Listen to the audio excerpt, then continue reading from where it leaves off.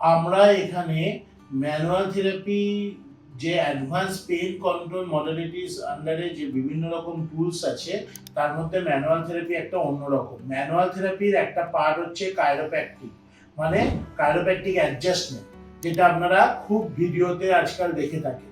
কিন্তু ওই chiropractic approach শুধু একা হয় না, ওর সাথে সাথে আপনাকে সফট টিস্যু কারেকশন করতে হয়, মাসেল ইমব্যালেন্সটাকে কারেকশন করতে হয়, পেইন ম্যানেজমেন্ট করতে হয়।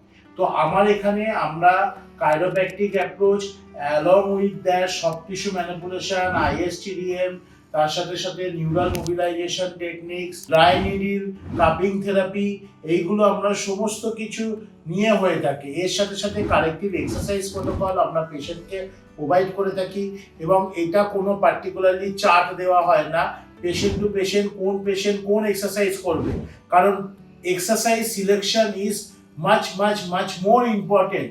পেশেন্ট টু পেশেন্টটা ভ্যারি করে, যে পেশেন্টের যে মাসেলের জোর রয়েছে তাকে সেই এক্সারসাইজই আবার দিয়ে দিলাম এরকম নয়। যেটা যার উইকনেস রয়েছে সেই মাসেলটাকে আইডেন্টিফাই করে সেই পেশেন্টটাকে সেই এক্সারসাইজ প্রোটোকল দেওয়া হয়।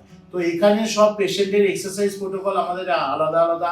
আমরা proprioceptive training, theraband exercise protocol, along with that আমাদের মেশিন লেজার থেরাপি, এগুলো পুরো জিনিসটা একটা হোলিস্টিক অ্যাপ্রোচের মধ্যে হয়।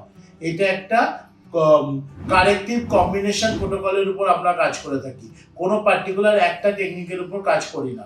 এবং এর থেকে আপনারা একটা পার্মানেন্ট যে রুট কজ যেটা হচ্ছে, এই রুট কজের একটা পার্মানেন্ট সলিউশন পেশেন্টকে দেওয়া হয়ে থাকে।